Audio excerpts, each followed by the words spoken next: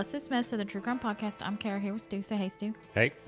All right, so we are back with you this episode. We are going to Arkansas. Arkansas.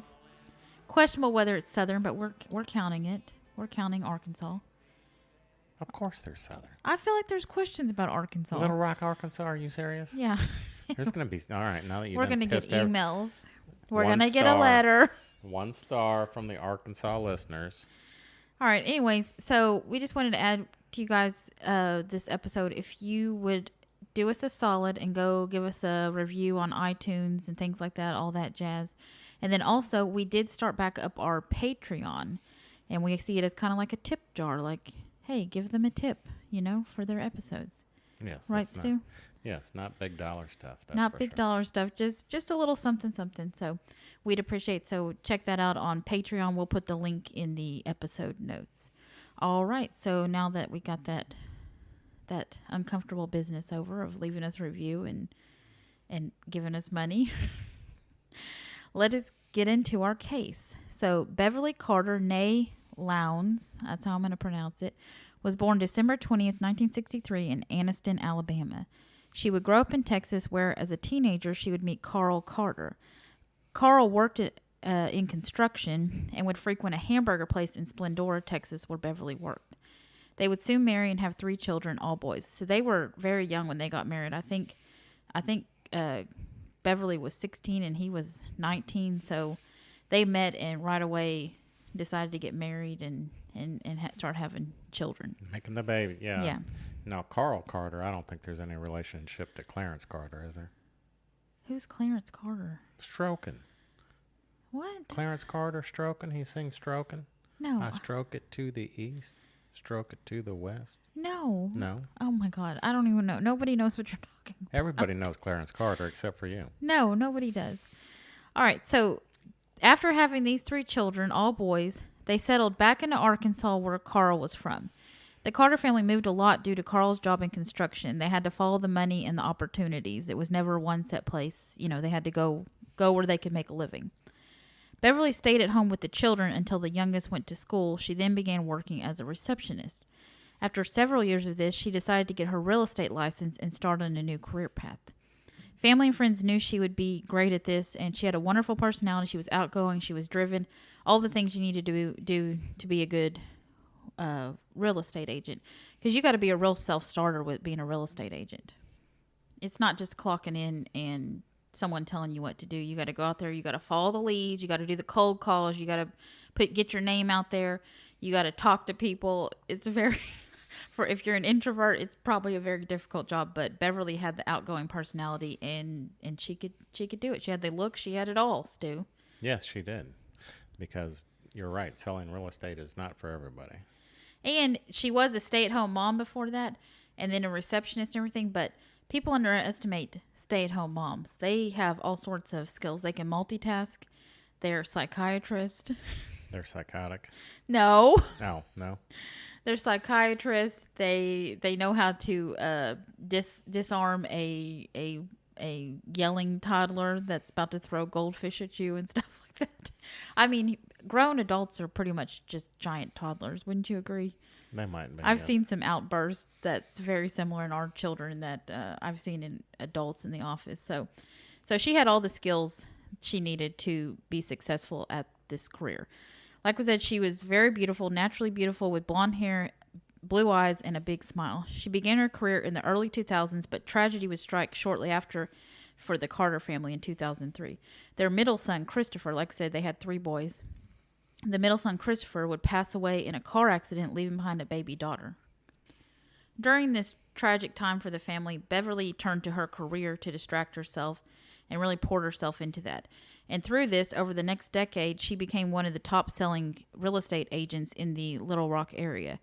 She would even sell millions of dollars worth of property every year, which I know, like in a big city, that's not a lot. But in the Little Rock area, that's a top seller, selling millions of dollars worth of property every year.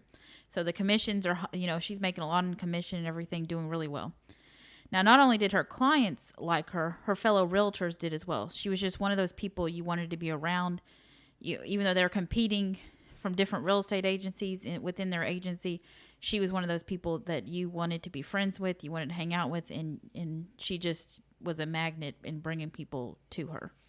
Yeah, she was a joy to be around, kind of like me. I don't think that's what she was. A joy to be around? No. Like me? Do you think you're a joy to be around? You think you bring people in? Yes, I am the light. Oh, God. Anyways, the family enjoyed the fruits of Beverly's labor. They enjoyed yearly vacations and a nice home on the lake in Scott, Arkansas, which is just a suburb just outside Little Rock. Beverly was very close to her oldest son, Carl Jr., as well as his wife, Kim. Beverly spoke to Carl Jr. almost daily and would hang out with his wife as well. They're best buddies. If you talk, I spoke to my mom daily. Like, it's a close relationship. So she knows everything that's going on in their lives. Carl Jr. got Beverly into running 5Ks, and through this, she lost weight and gifted herself some plastic surgery. So she was already a naturally beautiful woman, but she had, as she got older, had gained a little bit of weight. But Carl Jr., he was a marathon runner, and so he got his mom into it, and she loved all the medals and all the stuff. That's what she loved, bling and all that. So whenever she you finish a 5K, they give you like a cute little medal and stuff, and she loved that. Which through that, she was able to lose a bunch of weight, and she was looking really good. And so for her 50th birthday, that's what she gifted herself, some plastic surgery. Beverly's success was well known in the area, and she was one, like we said, she was on top of the world. She was one of the top realtors. Everyone knew her in town. She's that one that you see on the billboards that you drive by and you recognize her name because she's on so many listings around town. And so she was living her best life, Stu. On September 25th, 2014, Beverly headed to work as usual at her realty company. What's the name of the real estate company, Stu? Cry Lake.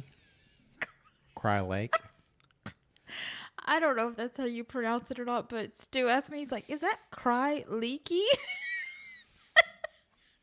So I told him, I don't know, but I just wanted him to say it, and then he tried to gloss over that, but I don't know how to pronounce it either. They didn't say it on any shows I watched or anything, or the news, and I'm assuming it's because nobody knows how to pronounce it. It kind of looks like leaky, like in Hawaii, like the Hawaiian highway. And Cry Leaky sounds ridiculous, but anyways, go on.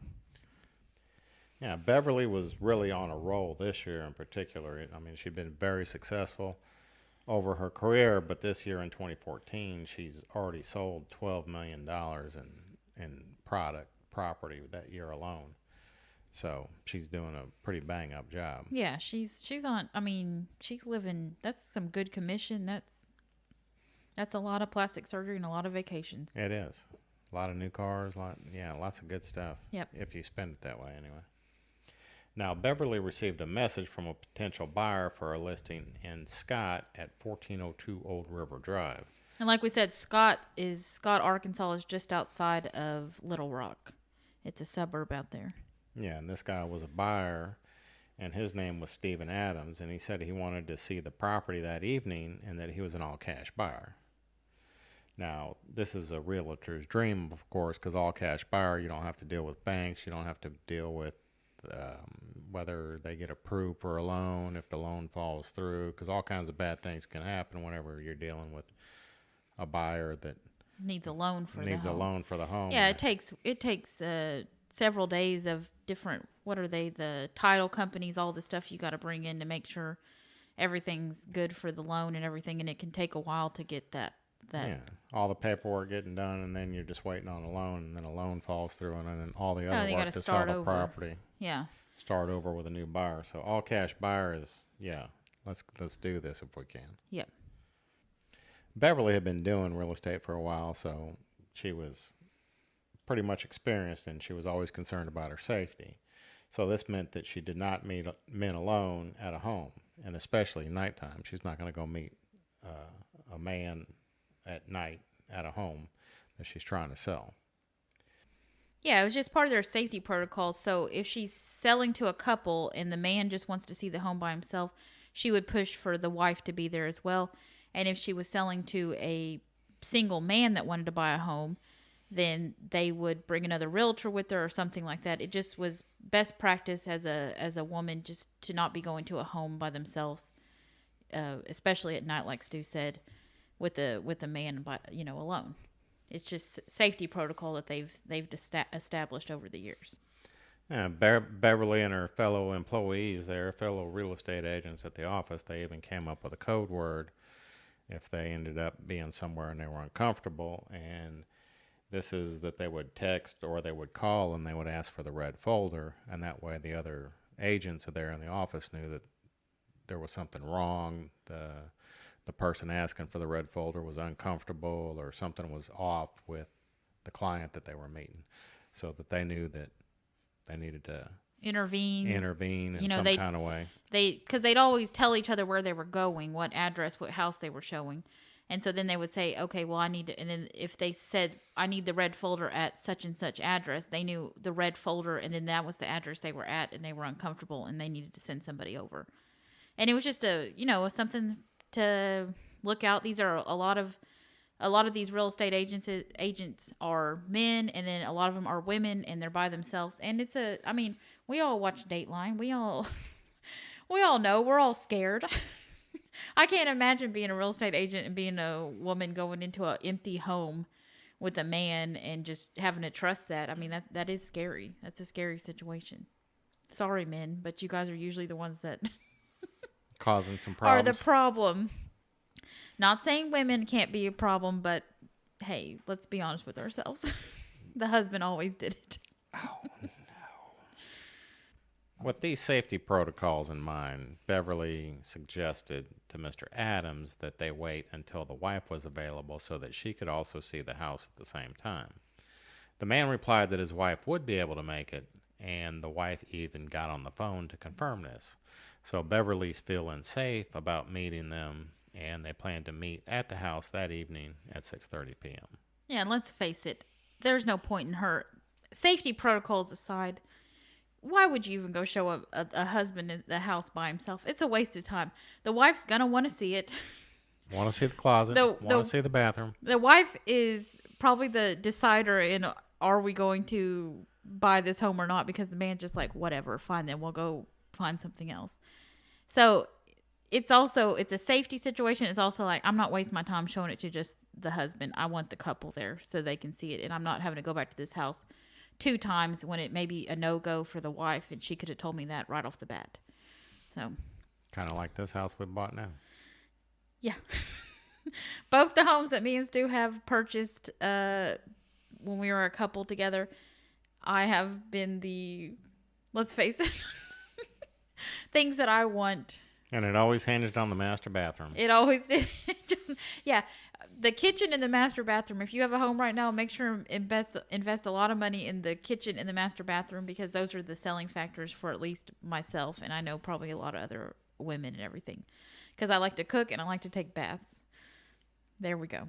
This is true. This is true. I can confirm this. All right, so at 5:30 p.m., so they're supposed to meet at the house at 6:30 p.m. that evening. So like we said, this is quick. This is going fast. She was contacted that day. He wants to see the house that night. He's an all-cash buyer. They're ready to go.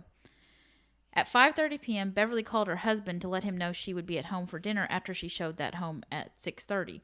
And it would take, maybe an hour tops to show the home and then go, if even that. She gave him the address because it was only a few minutes from their home. Carl thought nothing of this. His wife was a successful realtor. It was not unusual for her to have evening showings, to work overtime. This is how you don't get to sell millions of dollars of real estate by working Monday through Friday, 8 to 5. You got to, when the clients want to see the home, you go show them the home. And that's what we told our real estate agent. Stuart, what do you think you are?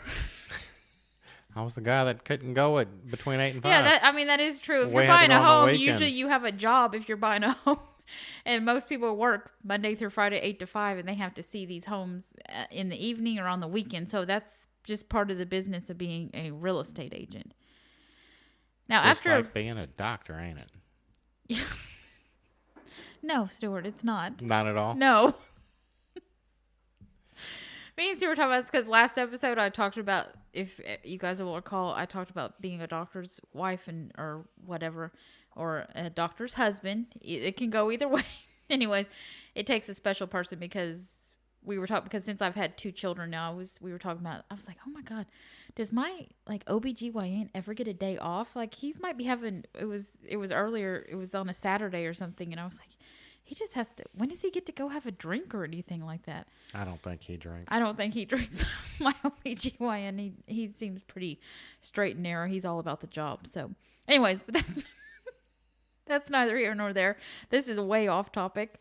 Back to the case. So when Beverly was about an hour late or so, Carl began to wonder where Beverly was. He gave her some grace period and it's like, okay, maybe she's just staying over. But then an hour after she was supposed to be home, he starts calling and texting her and she's not responding. Because these people, they've been married for 30, 34, 35 years. Like, this is not a new relationship. So he's like, oh, Beverly's just doing whatever. But after an hour, he's like, wait, my wife should have contacted me by now. Carl is continuing to worry, so he contacts his son, Carl Jr., and relays that Beverly was not home yet. Well, if you're going to call Carl Jr., I think you'd order a Famous Star or a Big Carl or something like that.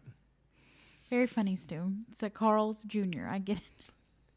Well, he's not a restaurant. I'm not the only one thinking it. Somebody out there was thinking it, and they had an itch, and I just scratched that itch for them. Well, for the one person other person in this world that was thinking that, no, he did not order a burger and some curly fries whenever he called Carl Jr. He asked about his mother or his wife and asked Carl Jr. if he would contact her as well or if he thought they should be worried.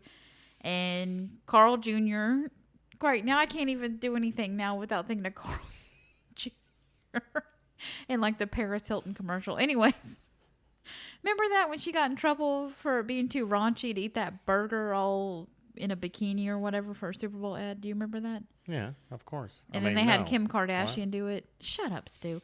Anyways, so Carl Jr., he wasn't too worried about this. He just assumed his mom was finishing up some paperwork or something like that. It wasn't out of the norm for his mom to get carried away with work. Obviously, like I said, she's very successful, very driven. But to ease his dad's mind, he said, hey, I'll go check at the office.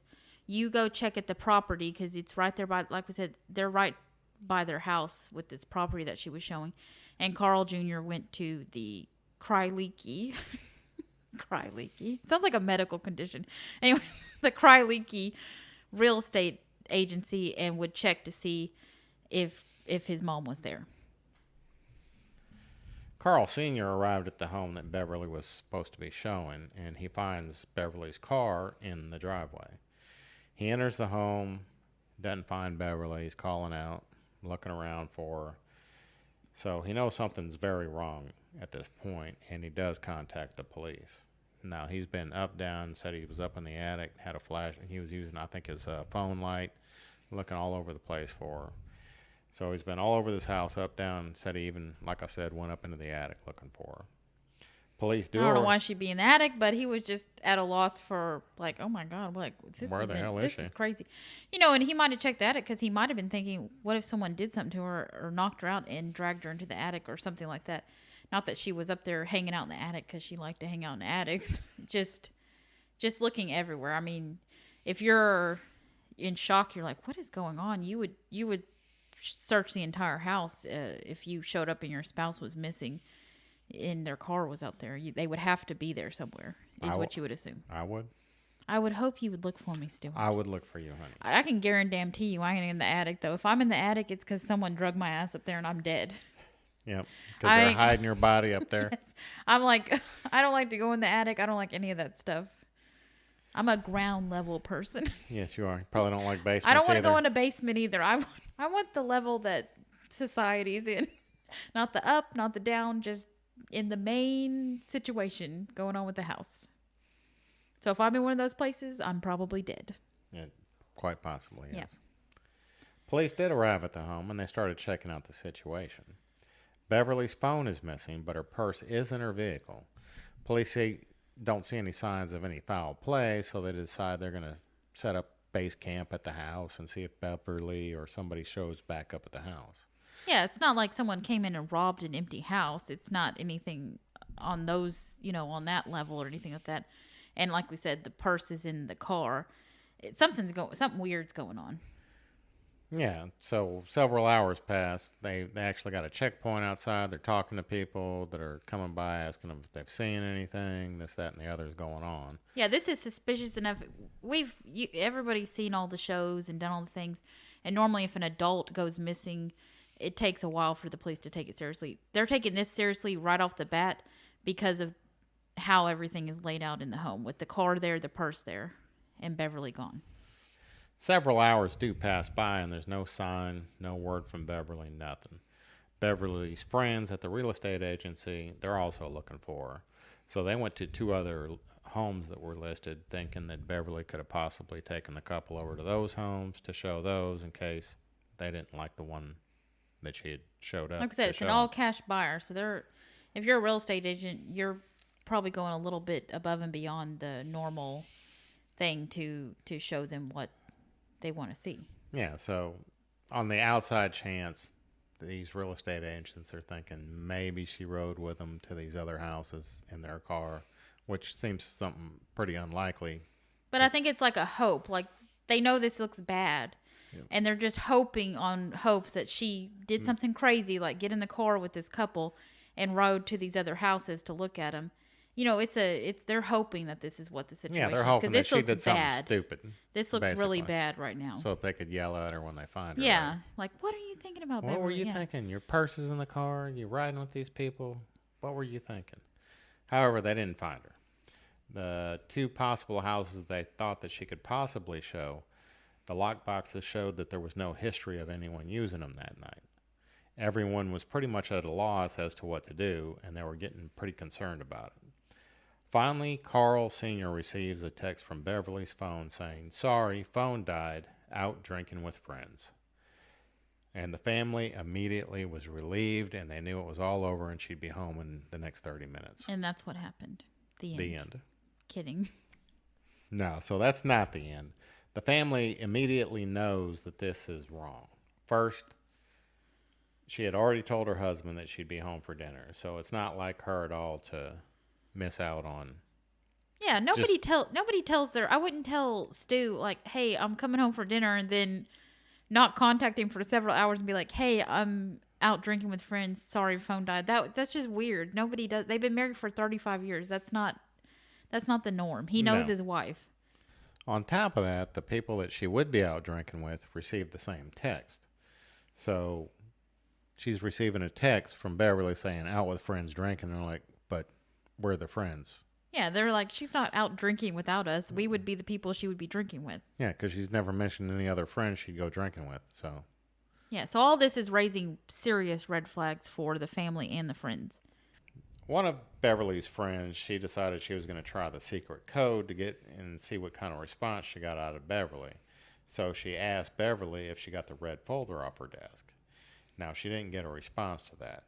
So this pretty much, in her mind, escalated the danger that Beverly was in. She's like, yeah, the red folder was their thing that they did. Like, if you said something about the red folder, someone better be texting back immediately, because this is like a DEFCON 5. Like, yeah, yes, there is a red folder, or no, I didn't need the red folder, or something like that. Yeah, something's going on.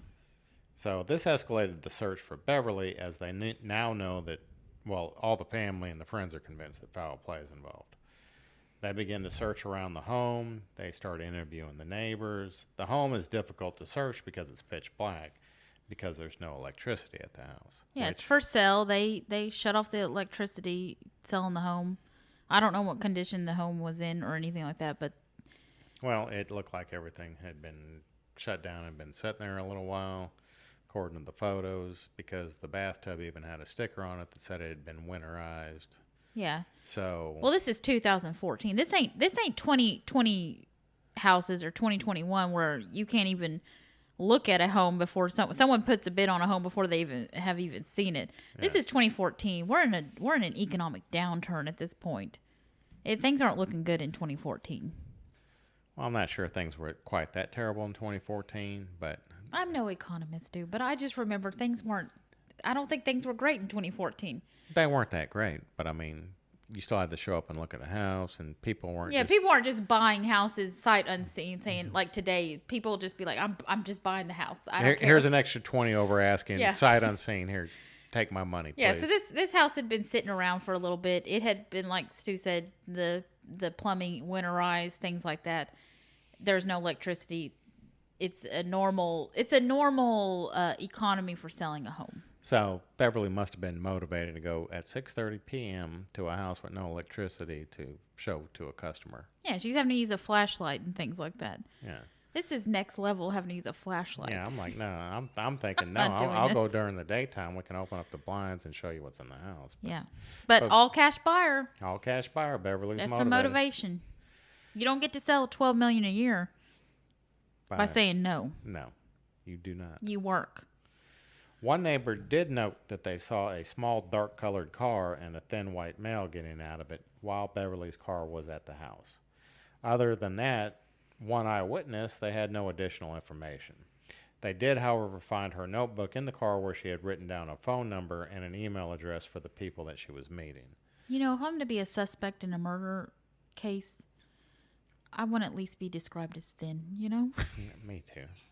Not somewhat Not husky. a large woman.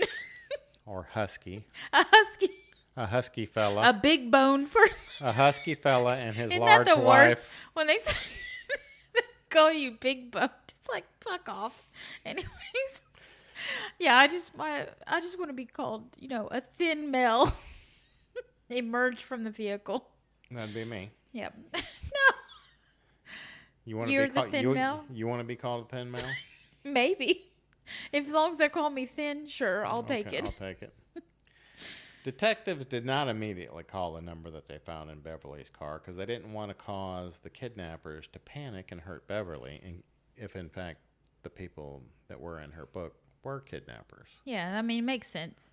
You don't want to spook them. The next day, search parties began looking for Beverly. Now, local real estate agencies went into full force, like superheroes do. They put on their capes and everything.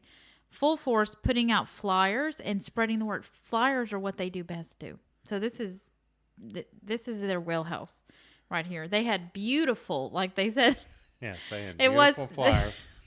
The lady she worked with said that they were beautiful flyers. They weren't just regular flyers. They were top-notch flyers put out, spreading the word about Beverly, putting out her picture and everything, letting everyone know she was missing. Hundreds of volunteers came together over the next day to search.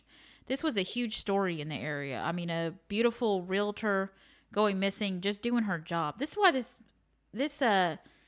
this whole situation angers me, because this is just a woman out doing her job. She's just going to work. And that's one of the things that they should be able to do. A realtor, you have to have some sort of trust with the community that you can go out. Most of the time you're going and showing houses by yourself to people. Like, you have to have some sort of trust with the community. And this story spread like wildfire on social media. This is 2014. Everybody has a smartphone. Facebook is huge. Instagram, I think, is huge in 2014. Man, it's 2022. I can't. 2014 seems like such a long time ago. Anyways, Facebook is huge. Everything. MySpace is definitely not happening at this point. Oh, Tom. Oh, Tom. Everybody had to have Tom as a friend. I kept Tom as a friend. Anyway, so this is, like we said, spreading around. Everyone is aware of this in the Little Rock area. Now, while the search went on, police began looking at the husband, of course. Of course. Why? Because, Stuart, you guys always do it. We all know this. Everyone knows this. There's shirts that are made saying the husband did it. Now, after doing some digging, they found that the Carters, despite the success of Beverly, were having financial troubles. Beverly only had $126 in her bank account at the time. Well, we don't know. Maybe she had a bunch of money in savings. Maybe she ran a low bank account. We don't know. But apparently after digging and digging, everyone knew that they were having financial troubles, even with all this money they were making. I guess between like the home and the vacations and Beverly's plastic surgery or whatever. Brand new cars. Yeah, they made some poor financial decisions, and it is what it is. Yeah, they're living basically paycheck to paycheck. Yeah, and when you're a realtor, I mean, that paycheck isn't guaranteed. That's why she's out at 6:30 at night showing up. Yeah, you might have a good month one month, and then the next month it could be completely nothing. I mean, you have to you have to budget properly, and they might have been having a windfall a couple of months and then overspent is what it came down to. So as they're looking at this, they discover that Beverly had a $100,000 life insurance policy with Carl Sr. as the beneficiary. Carl and Beverly also had issues in the past, including infidelity and abuse. Carl hit Beverly one time, he said, when he was drunk and he wanted to drive off. She starts arguing with him, tries to stop him. He hits her, gets in the car, drives off, and runs into a ditch. He said it was the one time that he hit her, and they moved on from this. And like I said, they've been married for 35 years. And it was several years ago, so this wasn't a current situation with them. They had hopefully matured, things like that. Yeah, it wasn't something recently just happened. Not to disregard the fact that he hit her, but it wasn't something that was currently happening with them. Nor the infidelity was anything recent either. No, that was all early on in their relationship, and they had both matured since then. Carl Sr. was one of the first who arrived at the home because he had gone and looked for Beverly. And like Stu had went through, he had gone through every single part of the house, from the attic, everywhere, every room, touched everything. Police found this suspicious when you add in the financial aspect. If you didn't have other motives going on, other things going on in the marriage, you probably wouldn't look at it. But they have to look at it and say, hey, you just contaminated the entire crime scene with your fingerprints. From the attic to the basement, if they had one. You've touched everything. So we can't say like, oh, well, you shouldn't have been in this house and why are your fingerprints here? They questioned Carl and he denies any involvement. His actions that night were also a little odd at the home when they were looking for Beverly. He would keep to himself and he was very hard to read. Even his own children his sons were like, yeah, my dad looked a little suspicious that night. He'd go off by himself. We didn't know what was going on. We couldn't read his emotions. It was just strange. They wonder if Carl Sr. may have paid someone to do this. Like, he didn't actually do it himself. He paid someone to take out Beverly to get the... cops are wondering if... Yeah, the cops, not the the children, I don't think. Well, maybe the kids are too. Yeah, so the cops are wondering, hey, maybe someone else was brought into this and was set out to meet Beverly that night, and then Carl could act like the innocent husband. They would continue to look into Carl, but they would also look at possibly a stranger doing this. Someone, whoever this Stephen Adams is, he could have possibly done this. Well, evidently they got to look into Stephen, but they're going to keep Carl in the back pocket as a suspect. Definitely keep the husband digging into this alibi he's got for going sure. on. Because him and Stephen could have been in on it. That's what they're saying. Detectives took the notebook that Beverly had in her vehicle, and they're going to track down these phone numbers. But they did learn that these phone numbers, the phone number that Mr. Adams called from was a fake number, and they found out that it was generated by one of those apps that you can get that will give you a fake temporary number for people to call, and that'll route it to your phone. Yes, I'm very familiar with this, Stuart. As you know, I was a hardcore couponer for quite some time. Mm-hmm. I'd like to pick it back up, but, I don't have the time with the two children. But when I was into it real big, I'd like to just add, before I state anything about my couponing at the Dollar General, we didn't have to buy detergent for the dishwasher for like 5 years because I coupon so hard. Anyways, Dollar General does coupons for a phone number or whatever. You could type in your phone number and you got 5 off of 25 on Sundays. I could go into a whole or Saturdays. She could make her own podcast. I could do a whole ordeal about couponing at the Dollar General. Anyways, needless to say, I had a lot of time on my hands and I had a lot of Dollar Generals in my vicinity because if you're in the South, there's a Dollar General on every corner. Well, you needed multiple phone numbers. So I used one of these apps to give me phone numbers so that I could get these coupon codes. Possibly illegal. Don't know. Might be indicting myself right now. I don't know. But it's a true. Yes. For couponing.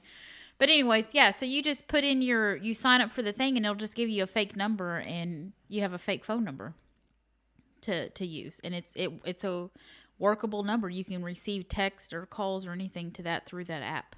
So that's what they were using.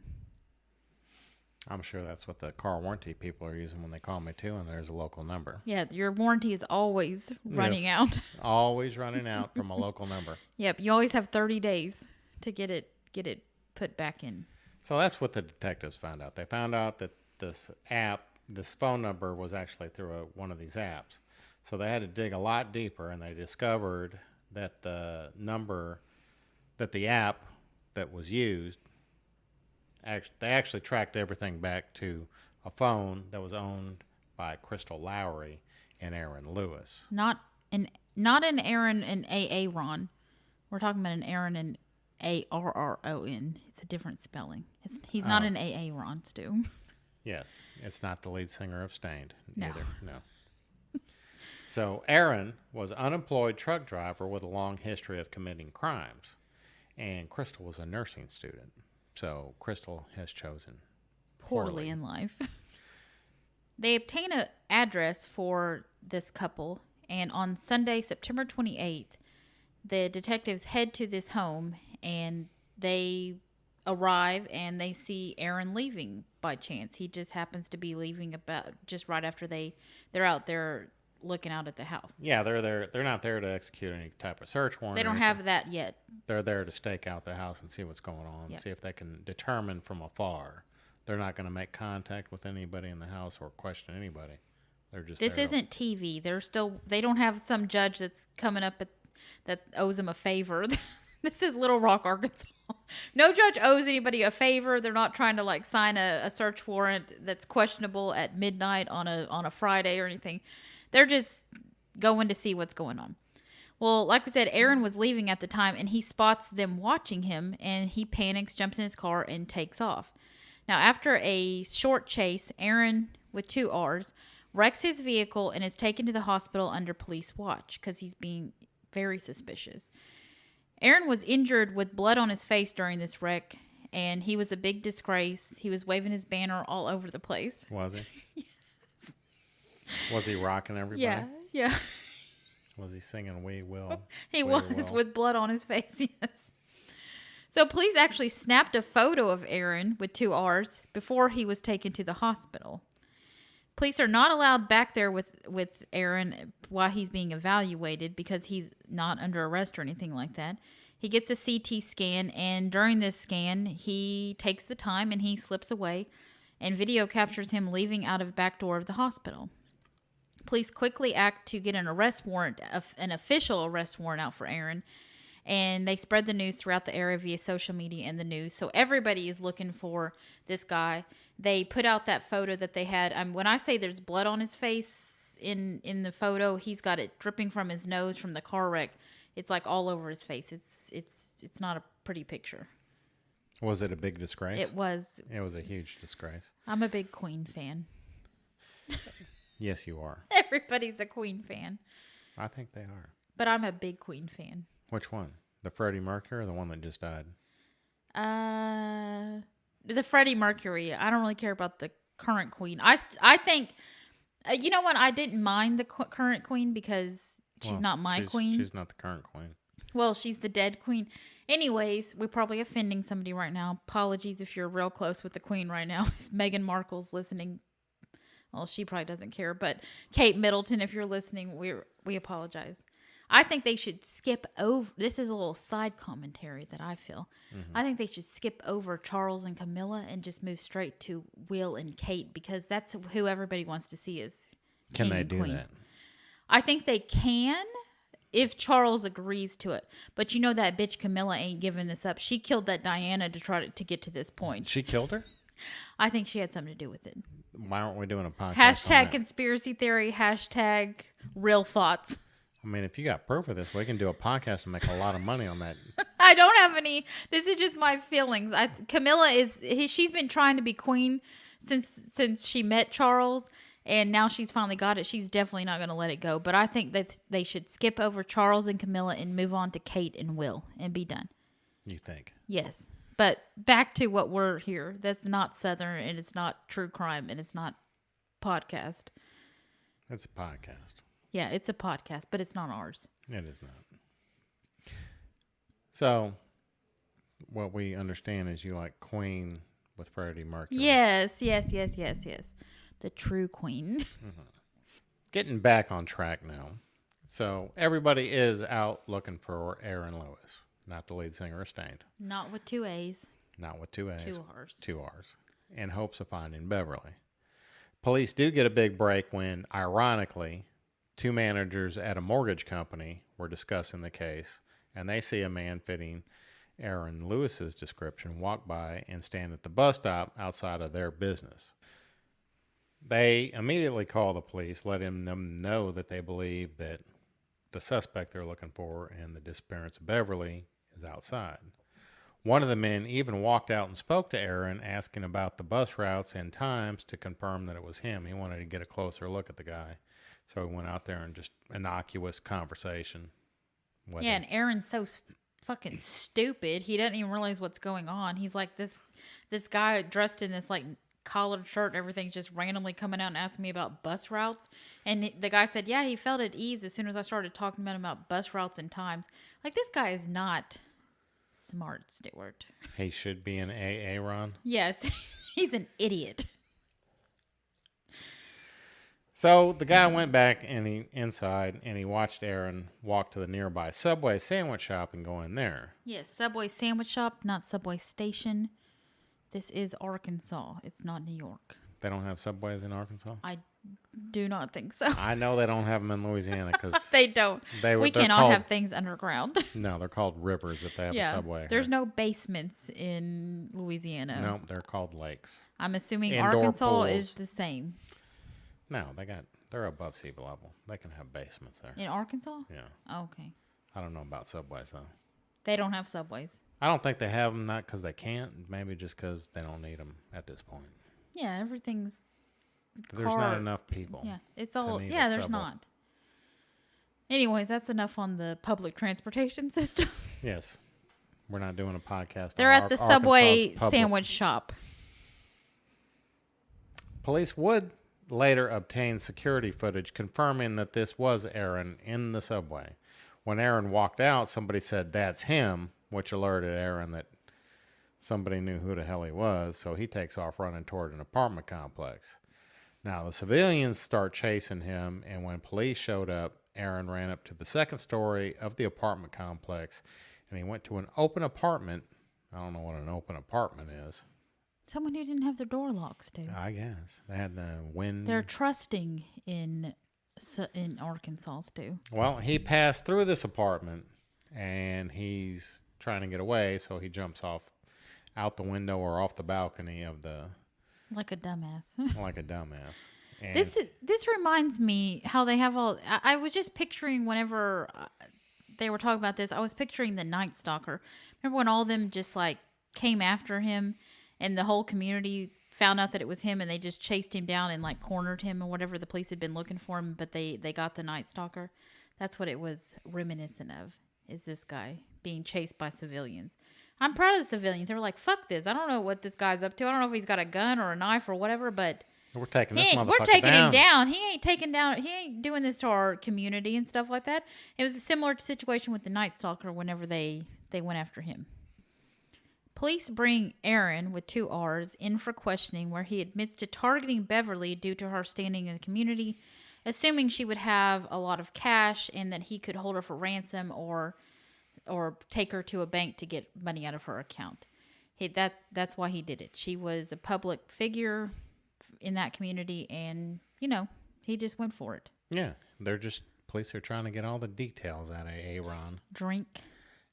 He's not Aaron. He's Aaron with 2 R's. I said Aaron. It's very... He can still be an Aaron. It's very specific. He's not he's an Aaron, actually. Aaron? Yeah. It was her success, unfortunately. This is why this makes me upset, because she just was doing a really great job at what she did best, was selling real estate. And that's what ultimately made her a target, which is sickening. Yeah, it'd be like if I got killed because I'm a great podcaster. Oh, it's my just God. sickening. You're so stupid. Wow, you have certainly an inflated ego over your podcasting skills for someone who just shows up and... Talks about stuff? Yes. That who I doesn't came up with? No. No. Everyone knows that I write the cases and you just show up. Because I'm the talent. Yeah, you think you're the talent.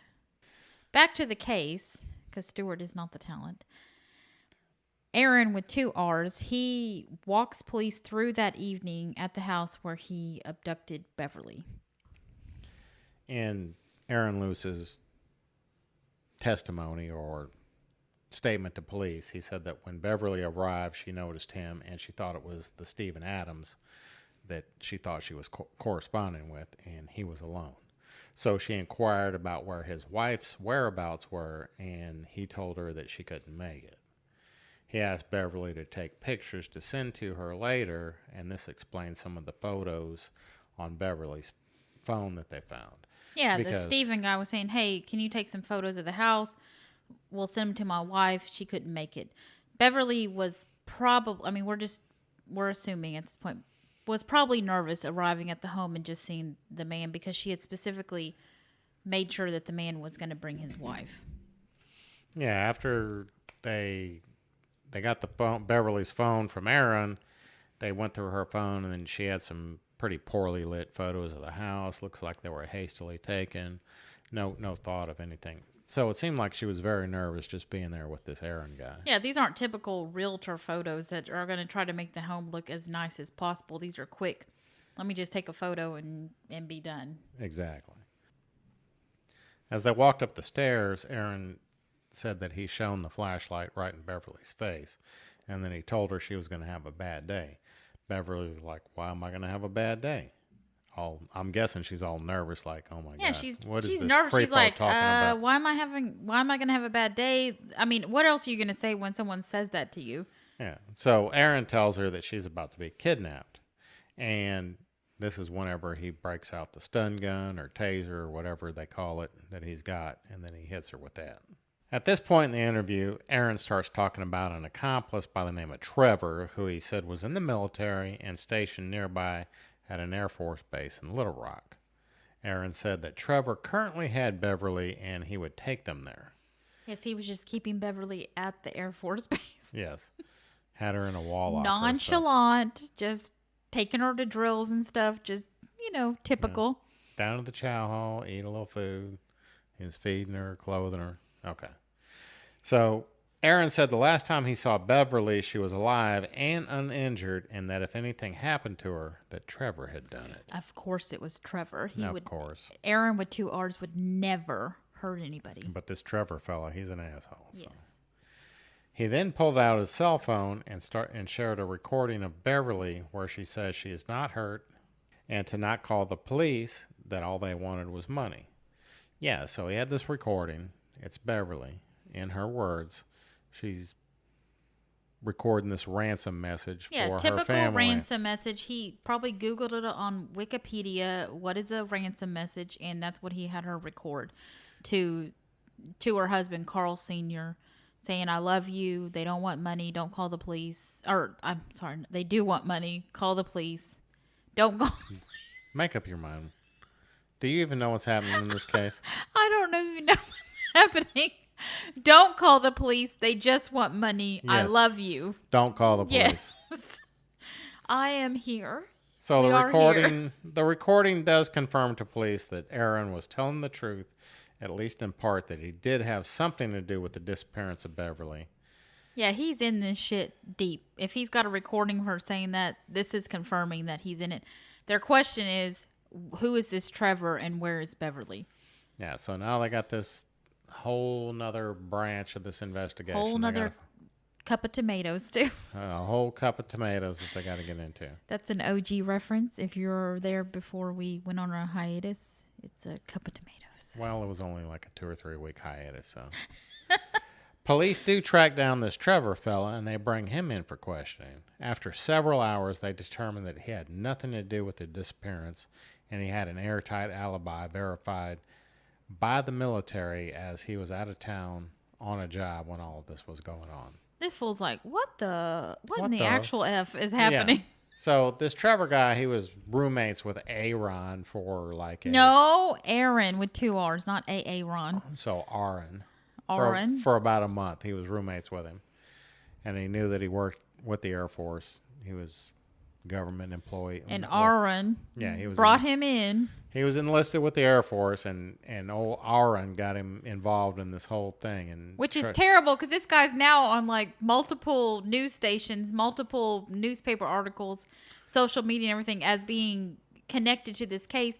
And he literally was just this guy that just kind of knew this guy for a little short period of time of his life, is leading the straight and narrow, never done anything wrong, and now all of a sudden he's being implicated in a abduction of a real estate agent. Yeah, so dipshit Aaron drags him into this shit. Yeah, it's pretty terrible. And Aaron, when I say he's a dipshit, that's being kind. Yeah, you can he's just a dumbass. You just look at his face. He's a mouth breather for sure. He is. So Aaron, he is going to take police to supposedly the last location where he had seen Beverly. So this gets the hopes of the friends and the family up that Beverly's still alive, that she's just been abducted for ransom, and Aaron is going to take the police to her last known location. She'll be found. She'll be home that evening. Everything will be great. Yep. He takes them to this old rundown house shed type building about 30 miles outside of town. Town or Twan? I know, I wanted to say Twan because I typed Twan, but it's town. Anyways, I wanted to say outside of Twan. So he takes them to this old rundown house shed type building about 30 miles outside of Twan. Police can tell immediately upon entering that Twan? That place outside of Twan, that Aaron with 2 R's is lying. The place had no signs that anyone had been there in a while. This is not some inhabitable place or anything like this. This is a rundown / house shed. Aaron does not admit to lying, but tells police that he will take them to the initial location he had taken Beverly after leaving the home in Scott. This house is about 35 miles away from the first location. So police are driving around. They're spending a lot of time on this. They go all the way there, and again, this appears to be a lie. So Aaron with 2 R's is really pissing police off at this point. Yeah. In fact, the detective that was driving around was so pissed off. He wanted to punch the motherfucker. He wanted to punch Aaron in his face. So he had to ride back in a separate car from Aaron. To avoid punching him. To avoid punching him and letting this And this detective looked like he lives a hard life. He looked like he likes to drink. He liked to drink. He liked to smoke. Maybe get in bar fights. He had scars on his face. Yep. Yeah, he was definitely the detective in a HBO series. He was mismatched coat, shirt, and tie. Yep. So fed up with Aaron's bullshit, detectives press in harder and decided to just throw out a possible location. This detective, and he just wants to see how he reacts. They knew he had worked at a cement plant, so the detective mentioned it and said that that this is where he had taken Beverly. Aaron, with 2 R's, begins to act squirrely, and police know they are onto something. And his exact words, the detective said, he had this really stupid look on his face. Yes, a mouth breather, would you say? I'm sure the detective might. They head out to the Argo cement plant where they begin searching for Beverly, hoping they find her still alive. I do realize that I said not inhabitable earlier. I meant... So it is habitable? No, it's inhabitable. I shouldn't have put the not in front. I used a double negative, basically. I'm calling Aaron with 2 R's a dumbass, and then I'm using stuff like that. The house / shed that they took him to outside of Twan was inhabitable. Let's just make that clear. It was not habitable. It was not habitable. No, not at all. So Beverly had never been there. That's what they found out. Yes. That she had never been there. Outside of Twan. Outside of Twan. Okay. Yes. So to sum up, old Aaron with 2 R's has taken police on a wild goose chase for approximately 70 or 80 miles to one location, then to another. And now the detective throws out this name of the cement company, and this is their last hope of finding Beverly without getting Aaron to talk and tell them the truth of the matter. So upon arriving at the cement plant, an officer notices an area of disturbed dirt, and he sees an elbow actually sticking out of the ground. Kind of creepy looking shit. And so they find Beverly. This is Beverly that they do find with the elbow sticking out of the ground. Yeah, an elbow sticking out of the ground would be creepy, Stu. Yes, it would be. Beverly did have duct tape wrapped around her face from her forehead to her chin, and police did find out later that this was the cause of death, was that she was suffocated. So this son of a bitch didn't even have the, like, didn't even kill her himself. He just wrapped her up and then left her out there, which is a bunch of bullshit because he's just a pathetic human. He really is. Yeah. He couldn't face the fact that he was going to kill this woman, so he just did this in kind of like a passive aggressive way of killing her, and it's just a shame because she was just doing her job. She was successful. She was a mother, she was a grandmother, and this little piece of shit that shouldn't even been out in the world was out here doing this and he didn't even kill her himself. He just wrapped her up and left her. No, he couldn't. He couldn't do anything to end her life quickly or anything. It's just a coward's way out as far as if you're going to be a killer anyway. Yeah. Aaron was charged with kidnapping and murder. While heading from the jail to the court one day, a reporter asked him why Beverly, and he responded she was a rich broker. Then he got into the police car. Now, the reporter's kind of shocked that she didn't expect an answer or anything of note from this fella. Yeah, nobody actually answered. No, it's like, did you kill such and such? And nobody ever expects an answer or anything. Yeah, why, yes, I did, because she Yeah. was a bitch. She was a rich whatever. He was a mother effer. So she's asking, like, why Beverly? And would never even expect an answer. And he's like, because she was a rich broker. And she's like, oh, my God, this guy wants to talk. This is the scoop of the century. I need to jump on this. Yeah, so she asked for, and he granted an interview with her. During that interview, he claimed that he didn't hurt Beverly and that they were actually meeting up to have sex, that the real estate had nothing to do with it. So, obviously, her friends and family are pissed. Because this is broadcast across the news channel. This is a reporter getting an interview. Of course, she's going to put it out there, and this is what her friends and family are hearing. Yeah.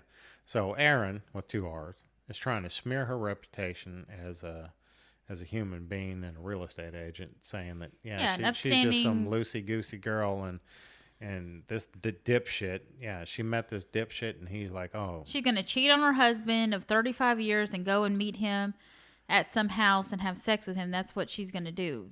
It just pissed her friends and family off that this is what he's trying to portray her as to try to save his own ass. I don't know, Beverly, and it pisses me off too. So yeah, I mean, this is bullshit. Going back to Aaron with 2 R's wife, Crystal. So wait a minute.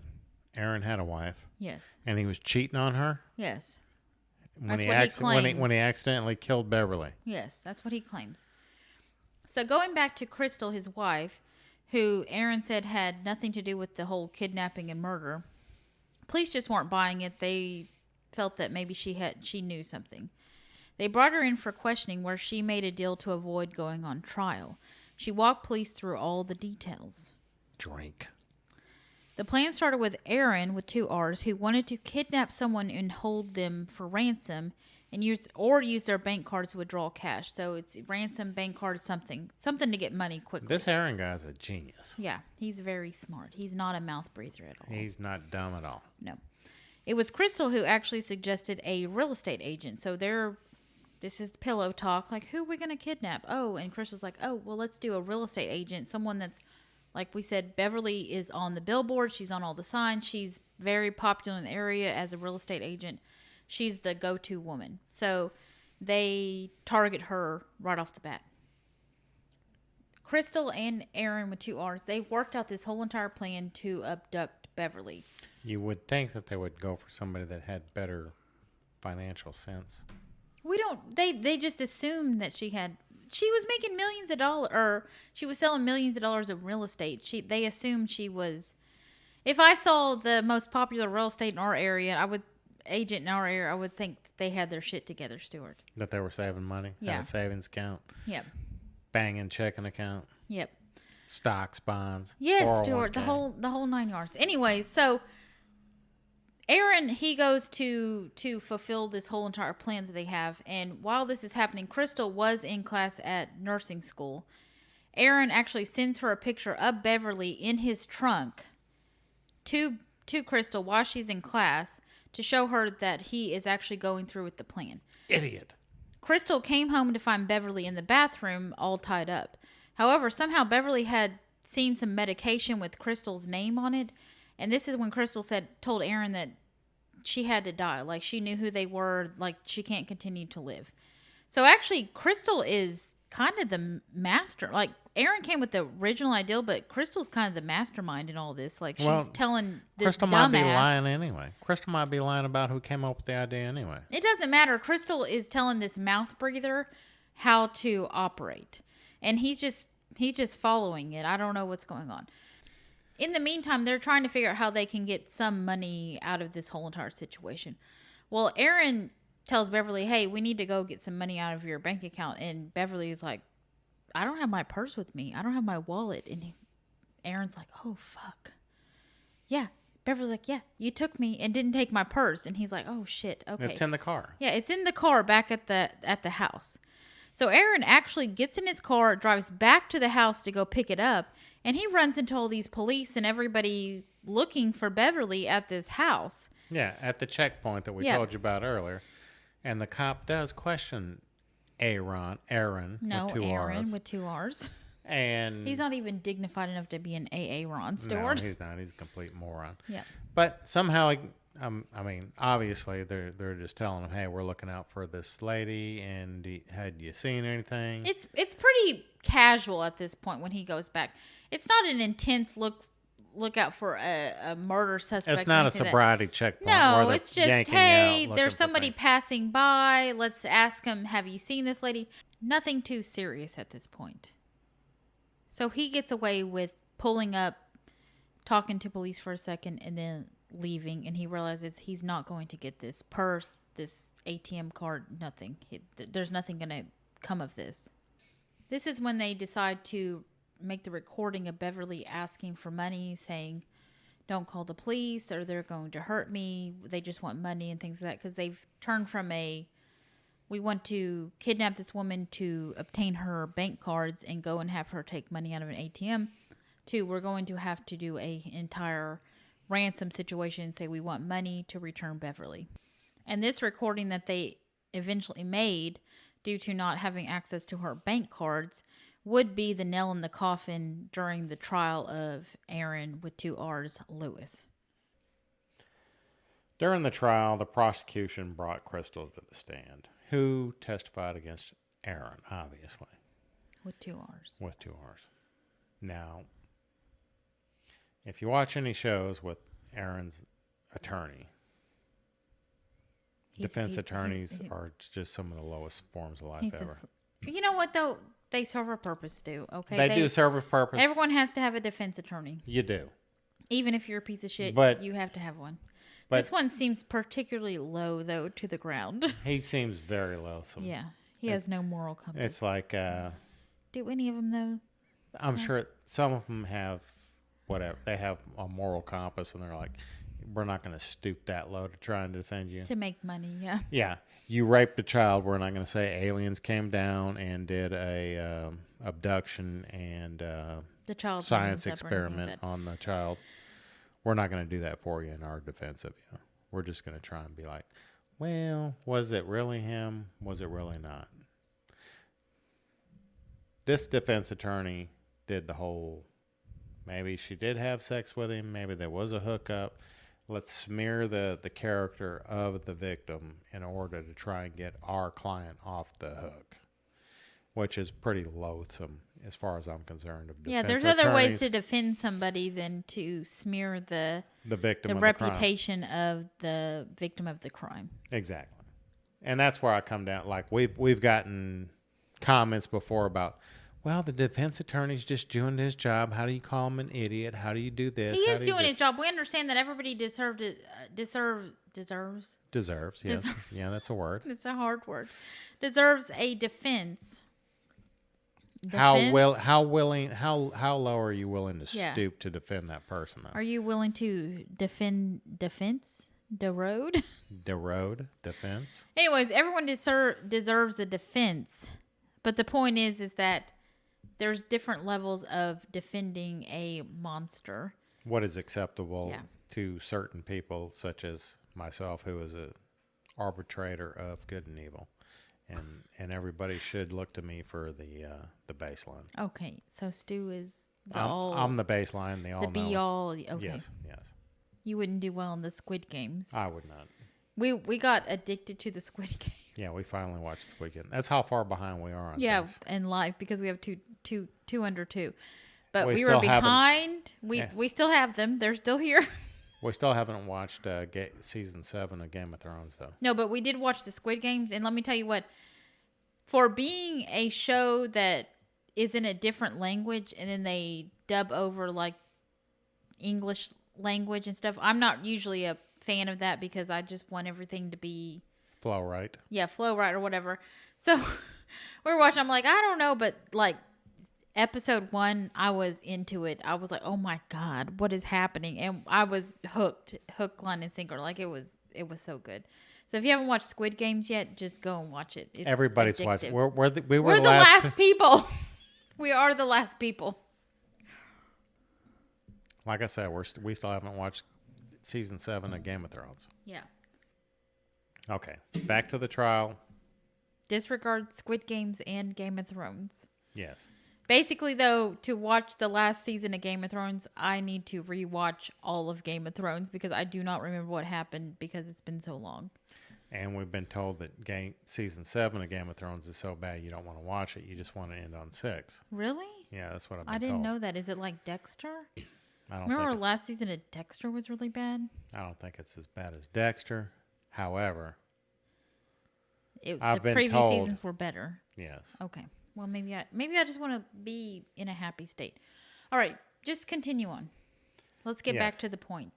The defense had an uphill battle because Aaron's an idiot. Yes. With two And his Rs. wife she might be an idiot too, but she's smarter than him. She's a less of an idiot. She's still idiot range, but just yeah. lower on the range. Yeah, because I'm sure she came up with the app for the phone. Get this app for the fake The Dollar numbers. General app. Yes. Get the app for the fake We numbers. can coupon with They'll this. never We trace can this hold back to ransom us. for this. It's all good. Yeah, they'll never be able to trace it back to us. Yep. So I'm sure she was the brains behind that operation. Brains being used lightly. Yes. Yeah. So with this, the defense tries what we were saying. They try to smear Beverly one last time in order to save this piece of crap that they got for a client. So the defense claims that Aaron was not meeting Beverly at the house to have sex with her. It was actually for her to have sex with Crystal. And they claim that the sex between Crystal and Beverly got out of hand, and that's how Beverly actually died. However, that recording that they made of Beverly asking for a ransom, saying, please don't call the police or they're going to hurt me, completely contradicted this whole entire story. So there's no way that Beverly was meeting them to have sex with either Aaron with 2 R's or Crystal, and it got out of hand. So their whole thing is a lie. They're actually proving themselves wrong with their own recording, which is, I mean, the whole thing is, that's why we're saying it's a low level for the defense attorney to smear Chris or Beverly at this level by saying she's there to have rough sex with Crystal, and Aaron had already said she was there to have sex with him. It's just sickening. And the defense basically just said they knew that this recording was out there, and they just said, we're just going to ignore it. They ignored it. They didn't even try to explain the They recording. didn't in a even way. try to explain. They're just They like, just- we're just not going to pretend. We're just going to pretend it's not even there. No. Because it completely contradicted everything that they were going to say. So with this information, the jury went out to decide, and within an hour... Deliberate. Big words. They went out to deliberate. They came back within an hour, and they found Aaron guilty of murder. Inconceivable. Yes. He was sentenced to 2 life sentences without parole. Crystal, with her plea deal, was sentenced to 30 years, I believe. 21 years before actual chance of parole. In 2020, Crystal applied for clemency. She was asking for her sentence to be cut in half due to her finding the Lord, and she was ready to pay back her debt to society outside the walls of prison. Everybody finds Jesus in prisons, too. I bet they do. There ain't nobody else you can find. That's kind of like going to Iwakuni. You find God. You go to the Where? Iwakuni. What is that? That's a place you go. Okay. You find God. You go to the gym, or you become an alcoholic. So I'm guessing in prison you can't become an alcoholic unless you make a toilet wine. You can't go to the gym, or you can't find Jesus in prison. Well, you so know the Iwakuni is kind of like prison, is what I'm saying. The Jersey Shore might be like prison because you can do gym tan laundry. GTL. I don't know what that is. Gym tan laundry. You go to the gym. You make sure you have a tan, and you make sure the laundry's clean. Gym tan laundry. GTL. I don't know what that means. Okay. What does that got to do with anything? I don't know. Go on.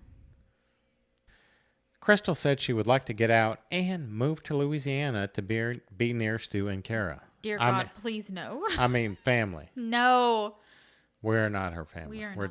But she wants to come to Louisiana, be near her family. We're not sure which part. The real part of Louisiana or the Yankee north. part.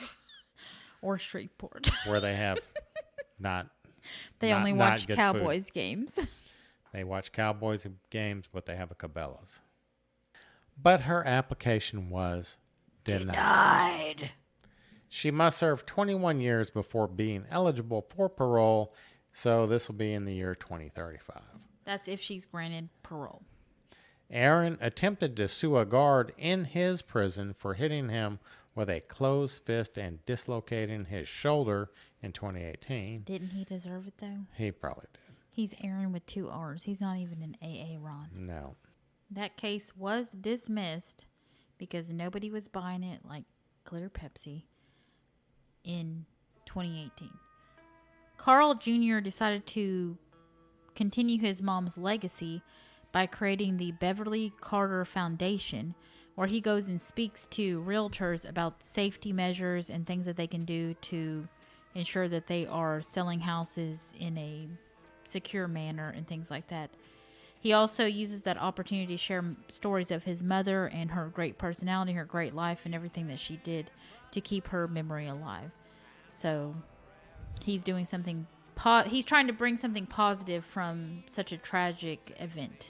And he's doing a great job. So that's our episode for this episode, because Stu doesn't like me to say tonight or today or whatever at the time that we are recording this. Would you like to add anything else, Stuart? I would not like to add anything to the case at this point. All right. I guess we will see you next time. Bye, everyone. Say bye, Stu. Bye, Stu. Don't you know it's bad luck to be superstitious, but nothing else is working, and my head is really hurting, and I'm sick of all this worry.